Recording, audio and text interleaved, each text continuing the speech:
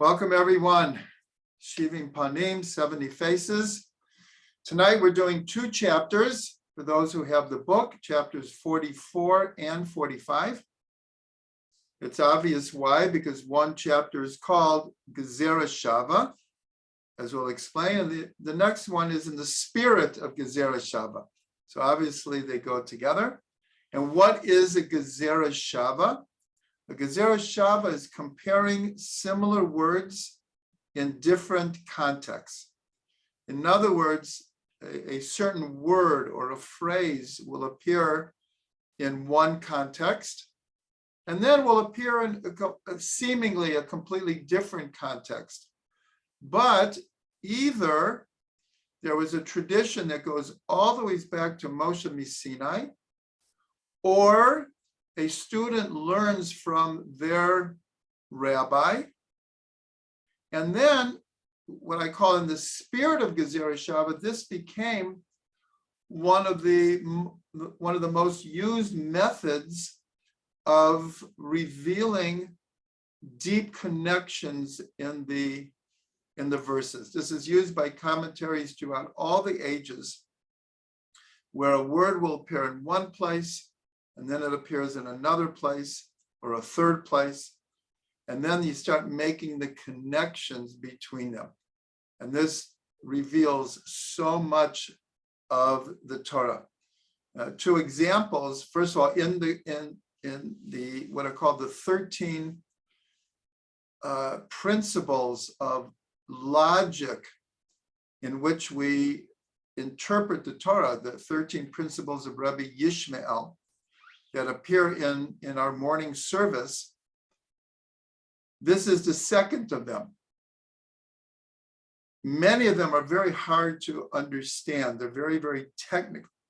But this is fairly easy, a Gezerah Shavah. Shavah comes from the word equal. And so it's like, it's making connections, correspondences between words.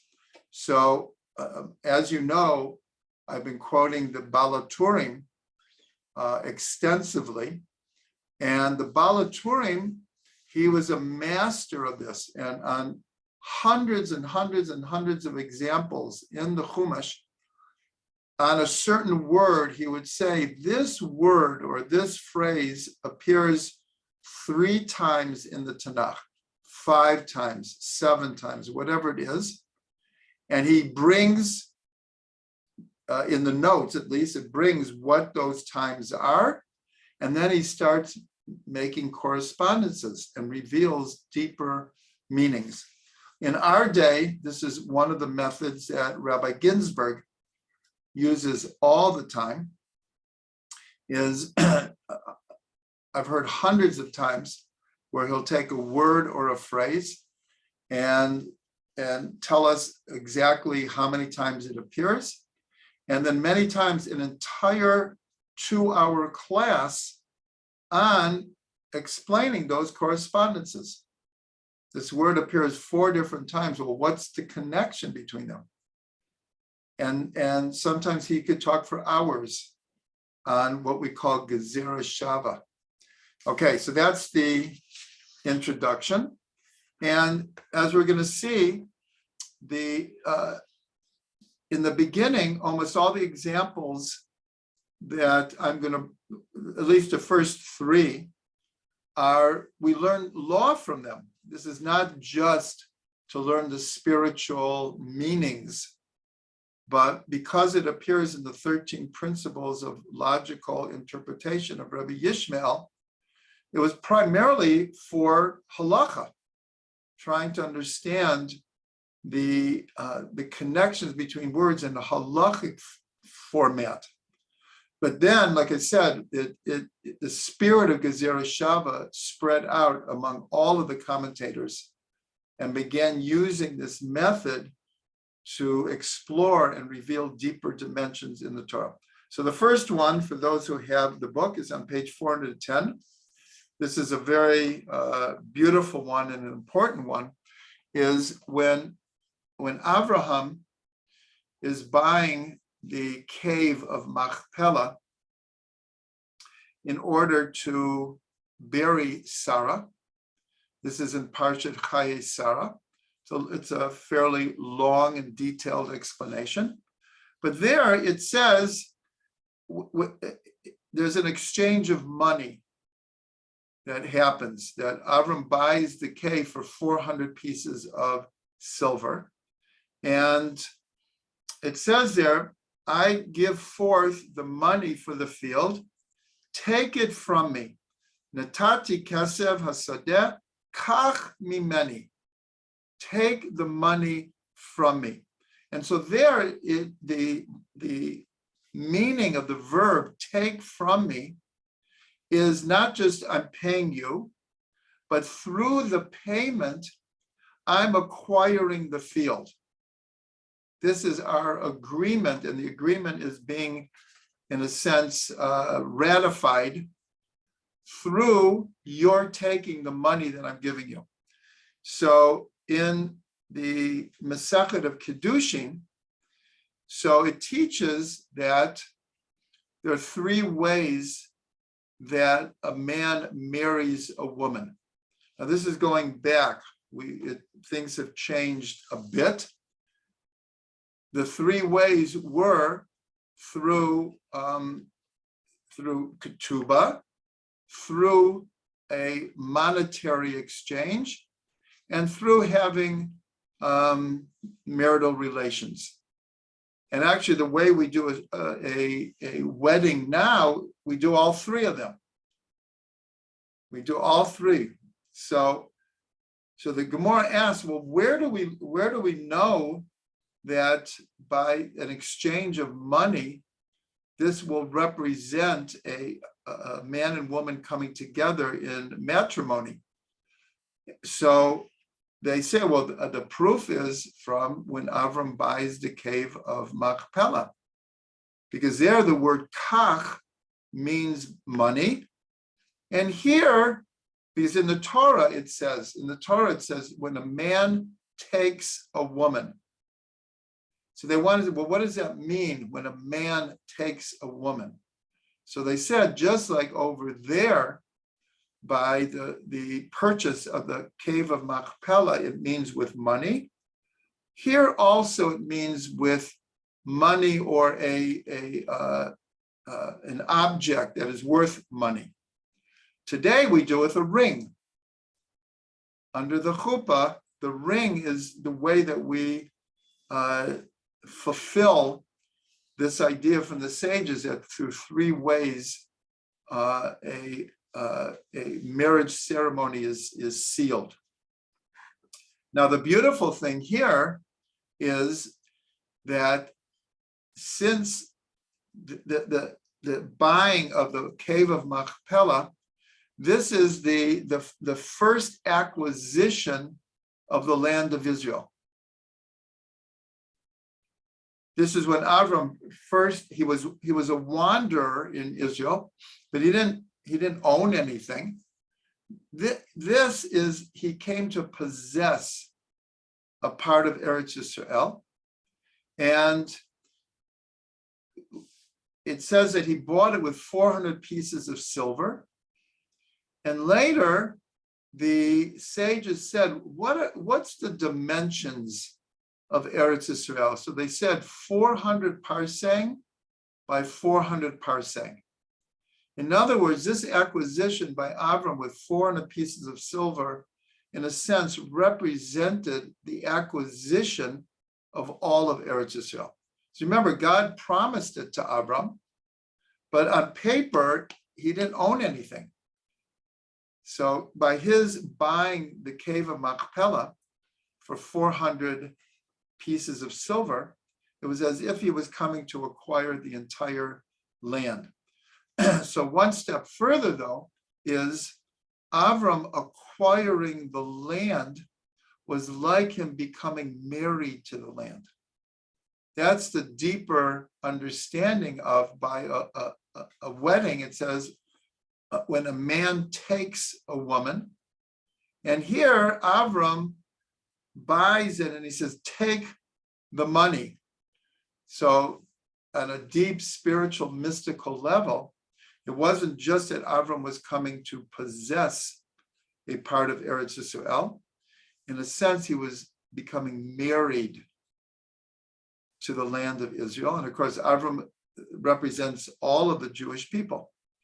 And since this is a Shemitah year, this is one of the times that we really concentrate or focus on the idea of our inseparable connection to the land of Israel. That even though we were, except for literally a handful of people, we were separated from our land for 2,000 years, nothing can break the connection between the Jewish people and the land of Israel. So this is a beautiful understanding of Gezerah Shavah on a number of different levels, on a halachic level, on a Jewish law level, but also on a deep spiritual and mystical level. The next explanation is on 4:11. Here is just a short Torah here. Every day there was what's called the Tamid offering. Tamid means continual, all the time. Every day of the year, we bring in the morning and the afternoon an offering. From this, we get what's called Shachrit and Mincha. In other words, our morning service is in place of this offering. All of our prayer services and the order of the prayer services and what's in a synagogue, it's all in a sense, a translation from the temple and from the avoda, from the service in the temple. So every day, doesn't matter what day, Shabbos, Rosh Hashanah, Yom Kippur, Pesach, Tisha B'Av, every day there were two offerings. And they were called a Tamid offering. And in one of the explanations, it says that you should bring the Tamid offering in its proper time, b'moado, in its proper time. Later in the Torah, when it's talking about bringing the special Pesach offering, which is only brought once a year, and it's brought the day before Pesach. Knows Pesach is the 15th of Nisan. The actual offering is brought on the 14th. And there it says that the Pesach offering is brought b'moado, the same word that is used for the continual offering. And so since the continual offering is brought, whether it's Shabbos or Yom Kippur or whatever day, so they learn also, we might think that we wouldn't bring the Pesach offering on Shabbos. But what happens if Pesach comes out on right after Shabbos? So how do we know that you bring it on that Shabbos? Maybe we should bring it the day before. But because it says b'moado in both places, that's how they learned that just like we bring the continual offering even on Shabbos, we also bring the Pesach offering even on Shabbos. So here's another way that we use Gezerah Shavah, or the sages used, to understand what the halacha is, what the Jewish law is. And the third example is a very, very important one for our prayers today. There is a number of different prayers that we only say if there is a minyan. This is called Devarim B'Kedusha, things that have a special holiness to them. 3 of them are when we begin after the initial verses of praise called Psuki de Zimra in the morning, then we move into the next part of the prayers, And when there is a minyan, we say borachu. But you only say that if there is a minyan. The same thing with Kaddish. Kaddish comes from the word holy, Kedusha, Kaddish. We only say Kaddish if there's a minyan. And we also only say what's called Kedusha if there is a minyan. Kedusha is in the repetition of the public repetition of the silent prayer. There's a section where everyone responds, and it's called Kedusha. That's where we say Kadosh, Kadosh, Kadosh, Hashem Tzavakot. Holy, holy, holy is the God of hosts. The whole world is full of his glory. We only say that when there's a minyan. So the question is, well, where did they learn this? How do we know that those things are called Devarim B'Kedusha, things that have a special holiness? So the way we learn it is in Vayikra. So it says, I shall be sanctified among the children of Israel. I am God who sanctifies you. So I will be sanctified. The key word here is among the children of Israel. So here it says among, and in the story of Korach, strangely enough, Korach led a rebellion against Moshe. And here Moshe says to the people around Korach, says, separate yourself from among this congregation.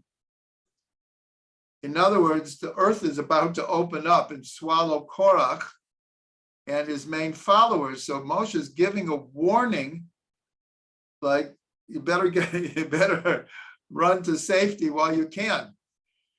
So there it says also from among this congregation.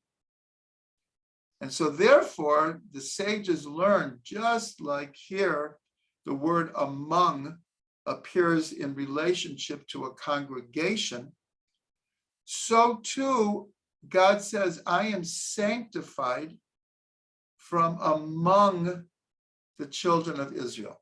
So that's the Gezerah Shavah. Hopefully everyone followed this. Among and among. One has to do with sanctifying God's name, and one has to do with a congregation. But then we're left with a question. Well, where does it say that a congregation is 10 men, is a quorum? How do we know that that's the definition? So this is like a double Gezerah Shavah here. This is very, very unique. So we're kind of left hanging. So where do we learn? Because it says by Korach, again, separate yourself from among this congregation. Well, how do we know that a congregation is a minyan? So that, they say, when it's talking about the 10 spies, when the 10 spies, actually 12 spies came back, but 10 of them gave over an evil report. And there, those 10 are called a congregation. So just like the 10 spies are called a congregation, so too, the definition of a congregation becomes 10 men. So this is like a double Gezerah Shavah that it's like connecting the dots. But again, this is done in a matter of Jewish law. It's not just like a philosophical or a spiritual understanding. This is how we technically determine what a minyan is and what things can be said in a minyan. From this, I'll call it a double Gezerah Shavah. So this is, Dara just asked, yes, it's betoch. That's the word for among. So these are 3 examples of how Gezerah Shavah, among hundreds of examples in the Gemara, hundreds of examples of Gezerah Shavahs, which will point the way to a Jewish law. But as we said in the beginning, it's not just Jewish law that comes from Gezerah Shavah. So the last one we're going to do is all the way on page 422. And I'm doing this because we are getting close to Shavuos. And on Shavuos is one of the main times people would bring bikurim. Bikurim are the first fruits. And in Parsha Ki Tavo, in the book of Devarim, so it says that you should take mireshit from the first of your fruits. Mireshit. Now, hopefully that rings a bell, that mireshit obviously is connected to the first word of the Torah, bereshit. This word reshit does not appear in the Chumash very often. So this is very few at all. So the sages from this Gezerah Shavah, this is mireshit, and it's connected to somehow with the creation of the world. So there's a midrash that says, for the sake of the mitzvah of bikurim, God created the world. Now, obviously, this needs some explanation. So we would ask, for this mitzvah, that's why God created the world? No other mitzvah? Just a mitzvah of first fruits? So obviously, we have to understand, what did they mean by this? But they're basing it on a Gezerah Shavah here. Mireshit, bereshit. So for the actually, I think on one foot in the WhatsApp group, I will post B'li Neder tomorrow a huge article on this idea. But I'm going to do it in short here. I'm going to do it in short, and like I say, I'm doing this specifically because Shavuos time is when the first fruits were brought. It's not the only time, but it was one of the main times when the first fruits were brought. So I'm just going to give one part of the answer, and B'li Neder, I'll post a more extensive explanation. And that is in the introduction to one of the sections of the Zohar. It tells a story. And actually, I've seen a number of children's books based on what I'm going to explain now. And so it says that when God was ready to create the world, and we know it says God looked into the Torah and created the world, but this is even before all of the letters came before God and said, you should start the Torah with me. And it began from the last letter, from the Tav. And the Tav came and said, well, the name of Torah begins with my letter, with a Tav. So you should start the Torah with me. And I can't quote exactly, but all the letters come before God. But each one, God says, as it were, good idea, very nice, but there's another word that begins with you that has a negative connotation. So I'm not going to start the Torah with you. And it goes through in this Zohar, it goes through all the letters, and each one proposed why the Shin was one of your names begins with a Shin. The name Shin and Dalet and Yud. So you should start the Torah with me. And God says, no, the word sheker, untruth, a lie, begins with your letter. So it goes through all of the letters and it gets to the bet. And the bet says, my letter begins the word bracha. And with my letter, we will come to bless you. Now, 100 times a day, we say, Baruch Atah Hashem. Blessed are you, God. And in the Zohar, God says, again, this is an allegory. This is a midrash. But God more or less says, wow, I like that idea. I like that idea that everyone's going to bless me. So I'm going to start the Torah with the bet. So here we have this idea. Remember, the Midrash says, for the sake of the mitzvah of Bikurim, God created the world. So what happened when they brought the Bikurim? In the Mishnah, it's just one of the most beautiful, picturesque explanations of a mitzvah. It tells how people from all over Israel would take their first fruits and they put them in baskets. And they would decorate the baskets, and people from towns would come together, and they would all converge on Jerusalem at the same time.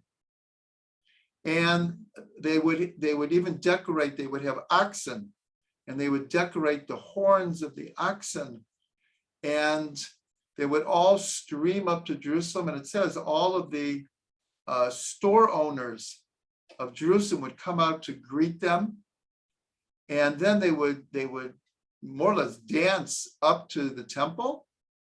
And in the parsha of Ki Tavo, they have the actual words that a person would say when they brought the Bikurim, and it's very important. You go to parsha Ki Tavo. I'm just looking for which chapter is. It doesn't have it here, but it will have in what I will share. And they would say what's called the vidui.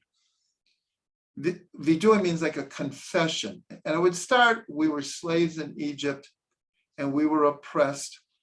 And God, you came and you delivered us and you brought us to Israel, to a land flowing with milk and honey. And now I'm bringing the first of my fruits, and I'm just thanking you from the bottom of my heart. I'm obviously paraphrasing this, but that section became the prototype of the Haggadah of Pesach. That short little, I'll call it a paragraph, passage, the flow of the events that we're saying is the kernel of the Haggadah of Pesach. But the whole point is at the end, the people are thanking God, are blessing God. So here we can understand, because this is our whole history. We went down to Egypt and we were slaves, and you saved us and you brought us to a land. And now we have the first fruits, and now we are thanking you. So now we can understand the midrash. For the sake of the mitzvah of Bikurim, God created the world. So this is an idea in short, but it's a very beautiful idea. But again, it's based on the comparison between Mireshit and Bereshit. And from that, they come up with this midrash and the explanation that I gave. Okay, now we're going to go to page 419. And this explains when Yosef was being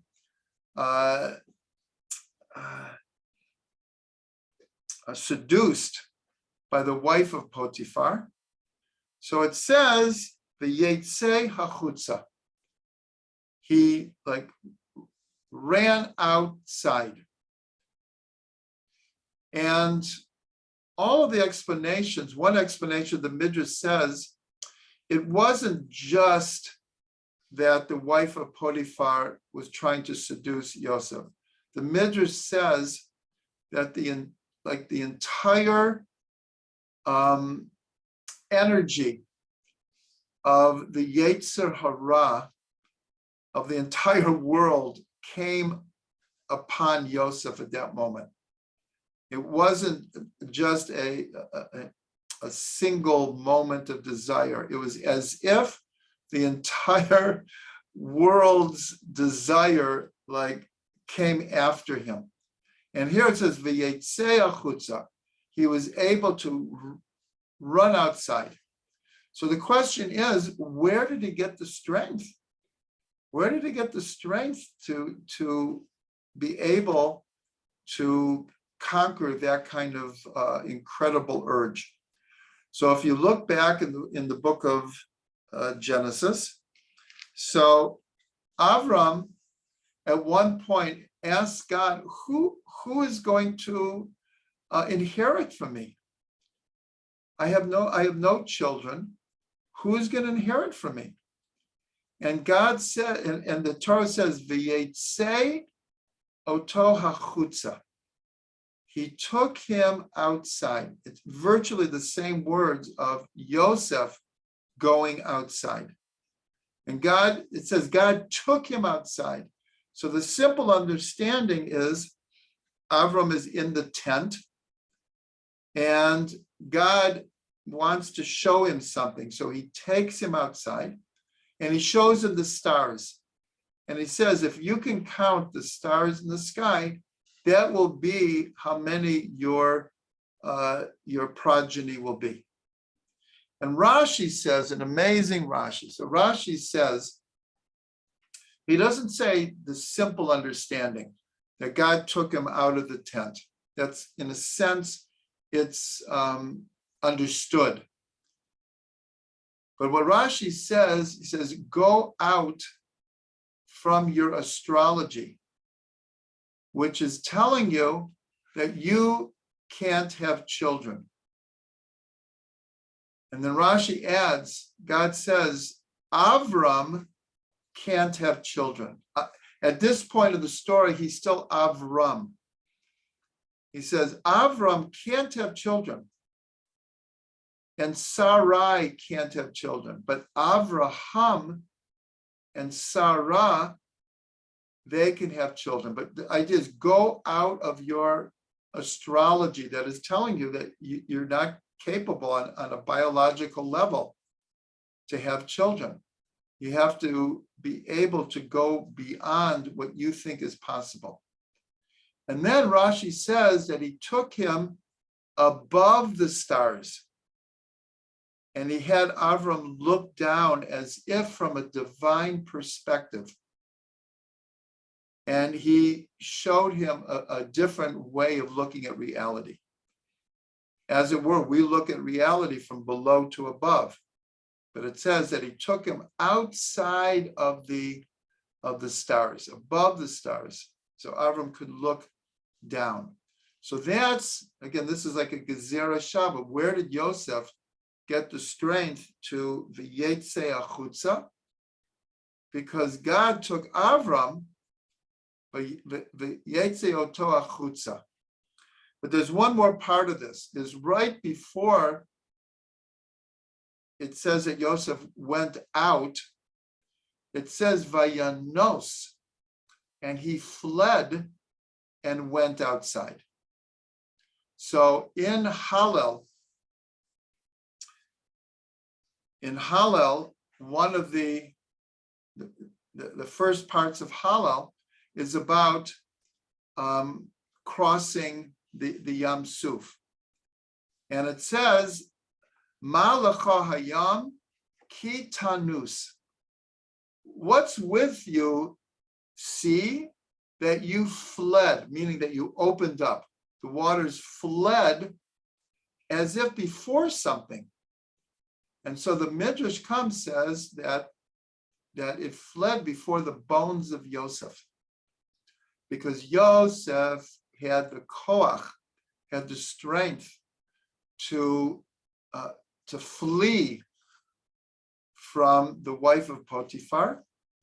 So when we got to the sea and Moshe had brought the bones of Yosef, the sea, just like we said, Yosef got the strength to go outside from Avraham.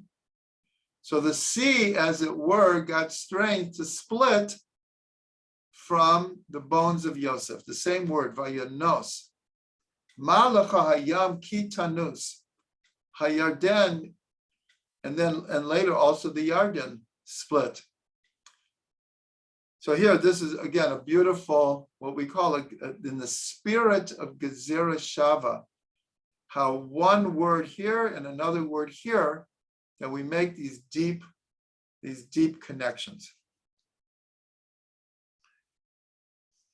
Now on page 420,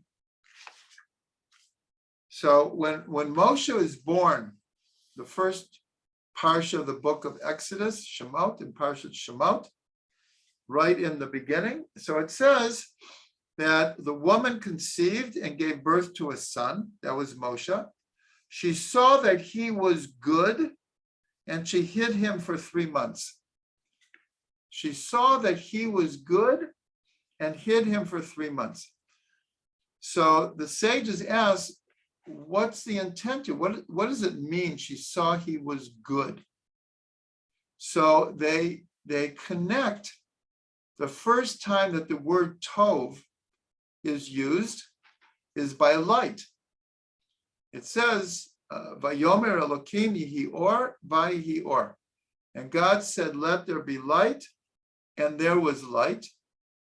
And then it says, and God saw the light, ki tov. He saw that the light was good. And so the Gemara says that that's what it meant when he was born. Rashi brings us that the whole room filled with light. The whole room filled with light, because there in Bereshit, Tov, the first time Tov is used is by light. So here when she says she saw that he was good, means that he was beaming light. So that's just a beautiful connection. But on a deeper level, it says that she hid him for 3 months.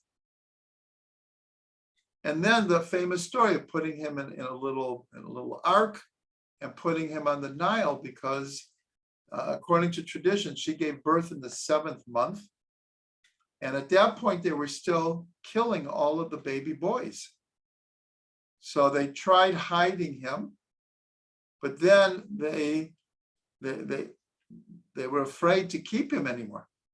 So just like, what does Rashi say when it says that God saw that the light was good? So Rashi says God saw that it was good to hide the light, so that the evil ones would not be able to use this light, and it's saved for the righteous. So here we have Moshe.